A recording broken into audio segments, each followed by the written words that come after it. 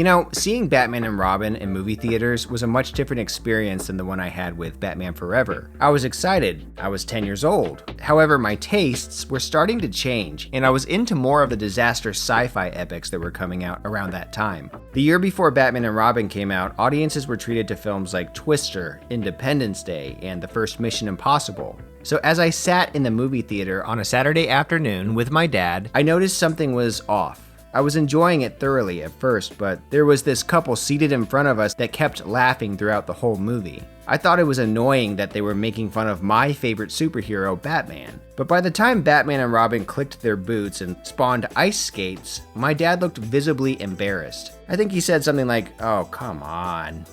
This movie was for kids, and I, being 10 years old, didn't want to be a kid. I was into movies for grown-ups. This movie was more cartoony than the animated series that was airing around the same time. In fact, the animated series was much grittier than Batman and Robin.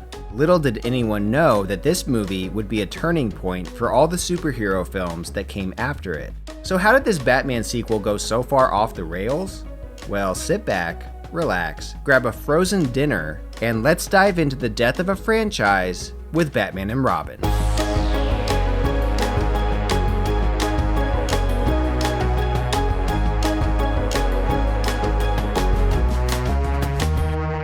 In 1995, Batman Forever reinvigorated the Batman franchise. Director Joel Schumacher was then given a directive from Warner Brothers in regards to the sequel. Make everything more toyetic. That's right, the only thing Warner Brothers learned from the success of Batman Forever was that toy sales were everything. Never mind that kids don't really want to play with toy lines from crappy movies, even if the Bat insignia is attached. There's something to be said about having to prove yourself when making a movie. It's good for morale. It puts everyone on their toes. It makes cast and crew members, try more. Joel Schumacher and producer Peter McGregor Scott admitted that they were on a high after Batman Forever. They felt like the sky was the limit. They felt like they had cracked the code. Spoiler alert, they didn't. First things first though, Val Kilmer was officially not returning to the Batcave. I mentioned in my last video about Batman Forever that Val Kilmer and Joel Schumacher did not get along while making that film. In Kilmer's own words from his biography, "I'm Your Huckleberry," this is why he didn't return.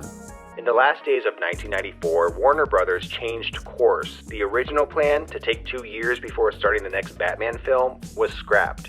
The studio was now insisting that they wanted back-to-back Batman films. Preparation for the follow-up to Batman Forever, Batman and Robin, was to commence immediately. I just couldn't. That's because I had already committed to doing The Saint in London and had been asked to do Heat, which was in pre-production while Batman Forever was still shooting. None of this made Joel Schumacher happy or inclined to speak favorably of me in the press. And Joel Schumacher has also made it clear as to why he was upset with Val. Mainly, it was because Val and his representatives didn't let the production know about his change of heart until the last minute. Once again, the search was on to find a new actor to play Batman. David Duchovny and William Baldwin were briefly considered as replacements before George Clooney eventually shoved the Bat mask on.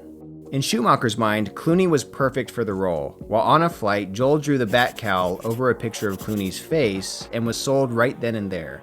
Clooney was a big TV celebrity, but not a proven movie star yet. He had impressed Schumacher with his role in From Dusk Till Dawn. George obviously thought he had hit the big time with this role, but yeah, he found out pretty quickly that he was out of his depth. For one thing, what's with the bat quakes? He's always doing this sheepish head bobbing thing that makes it look like a California tremor is occurring. Also, have you ever noticed how the bat suit never really gelled with Clooney? Something about it seems off. Well, that's because due to the super fast production pace set by Warner Brothers, the costume department decided to simply repurpose the existing Val Kilmer suit for Clooney. This was instead of making one from scratch like they did for Keaton and Kilmer. But you know what? Clooney is smart. He was able to turn things around for himself after flopping as Batman. His strategy? He goes along with the teasing. He admits that the movie wasn't good and that he wasn't good in it, which takes a lot of confidence and security to admit. He says he won't let his wife watch it either because he wants her to respect him. You know, there's no need to cry for George. He's had lots of hits, lots of flops, and he's kept a good sense of humor through it all. Toy companies were involved from the very beginning this time around. They were invited by the studio to join in on development as early as pre-production. In fact, Mr. Freeze's signature gun was created by a toy company, not the prop department. Yep, Batman and Robin was a toy commercial through and through. Robin himself, Chris O'Donnell, admitted that the second time around felt more like a toy commercial when compared to the tighter, more focused filming of Batman Forever. Uma Thurman was cast as Poison Ivy, which was just 3 years after making a big splash with Pulp Fiction. She said many times that she had a blast making Batman and Robin. It was actually her introduction to big-budget filmmaking. She may be over the top in the film, but it's obvious that she was having a lot of fun. Everyone was over the top in this movie. In fact, Joel Schumacher would start most takes with this direction. Remember everyone, this is a cartoon. And action! Bane was played by professional wrestler Robert Jeep Swenson. At 6 feet 4 inches, Jeep got the role because of his imposing size. I was surprised to find out that the actor-wrestler passed away only 2 months after Batman and Robin came out. He died of a heart attack. Rest in peace. Now it was time to hire a big gun for the role of Mr. Freeze. Arnold Schwarzenegger was a huge movie star at this point in time. His inclusion was secured when Joel Schumacher informed him that if he didn't take the role of Mr. Freeze, he wouldn't direct the picture. By the way, Schumacher also had plans, if Schwarzenegger turned it down, to cast Sylvester Stallone in the role. That wasn't necessary though. Schumacher's offer stroked Arnie's ego just right, and he signed on for a whopping $25 million. It's been talked to death at this point about how Mr. Freeze speaks mostly in ice puns. What hasn't been talked about a lot are the conditions of having a big star like Arnie on your movie at that point in film history. On Batman and Robin, Arnold's name had first billing in the credits, just like Jack Nicholson on the first Batman movie. He also only worked 25 days on the film, so that's $1 million a day for his services. To dive even further into the matter, Schwarzenegger's contract laid down the law that he would only work 12-hour days. Chris O'Donnell has spoken about how he and Schwarzenegger never filmed any scenes together, even though you wouldn't think that by watching the movie. This was because Arnold had a stunt double that looked a lot like him. This is the guy. And he was doing most of the heavy lifting during filming. Wow, Schwarzenegger is a heck of a negotiator, let me tell you.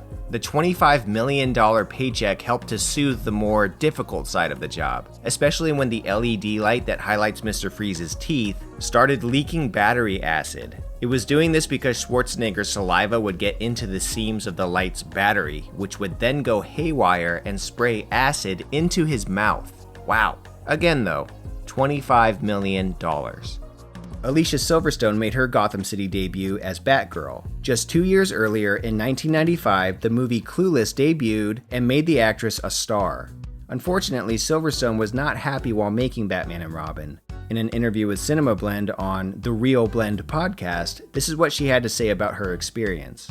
I can't say that it was that much fun. I love George Clooney and I had such a good experience with him. He was so sweet to me and kind, and I loved Michael Goff, the man who played Alfred. He was a dream. But aside from that, it wasn't like the deepest acting experience of my career. It's more technical. A lot of it is really, look over there and throw something. Where am I looking? What am I looking at? What am I throwing? And that's not really that inspiring, you know what I mean? The suit is so uncomfortable, and I was young. I don't know, I wonder how I would feel now, but at 18, putting that suit on and not knowing what the heck I was doing, I can't say it was that fun.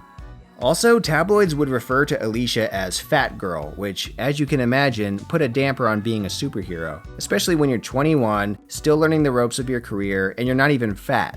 I can see why it wasn't a pleasant ride for her. On a side note, I would have loved to see them go with the design they had during pre-production for Batgirl's suit. So much better than the Robin eye mask thing that they went with. Oh well. For what it's worth, the sets in this movie are very fun to look at. Legendary production designer Barbara Ling went all out. She dove into Batman and Robin right after working on Batman Forever. This time around, she had a bigger budget, and she did not waste any of it. The sets look legitimately impressive for most of the film, although sometimes it looked more like the ice capades.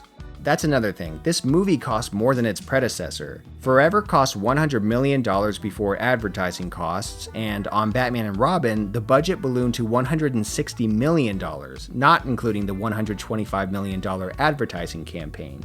Holy bat tax! Visual effects wizard John Dykstra worked closely with Barbara Ling to create some of the more jaw-dropping parts of this Bat adventure. Dykstra was, after all, one of the key elements in the making of Star Wars: A New Hope. Sadly, he was never invited back for any of the other Star Wars films due to butting heads with George Lucas, but he's had an amazing career nonetheless. The skydiving scene near the beginning, along with the rooftop car chase scenes, were visually impressive and fun, especially at the time it came out. When Batman and Robin came out in theaters on June 20th, 1997, it bombed. The movie only ended up grossing $238 million worldwide, the lowest grossing live-action Batman film to date. Even though the movie was basically made to sell toys, it didn't seem to make a big splash with kids. I personally never bought anything from the Batman and Robin line of merch. It just didn't seem appealing at that point in time. I mean, look at this PlayStation game. Even the comic book adaptation broke the fourth wall in the very first panel, as if to say, we know it was bad. The failure of Batman and Robin shook up the way Warner Bros. Approached its Batman films in the future. The franchise went into hibernation for 8 years until Christopher Nolan stepped in and changed the game.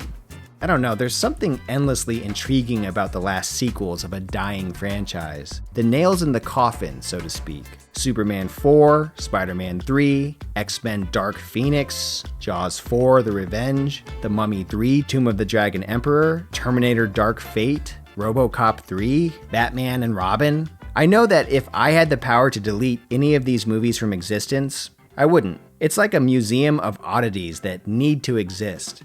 It's history. It's hilarious. Thanks for watching. I'm Scotty Dunn, and if you enjoyed this video, don't forget to cash in your Batbucks by hitting the like and subscribe buttons. And make Bane huge by squashing the notification bell. That way you'll know when a new video comes out.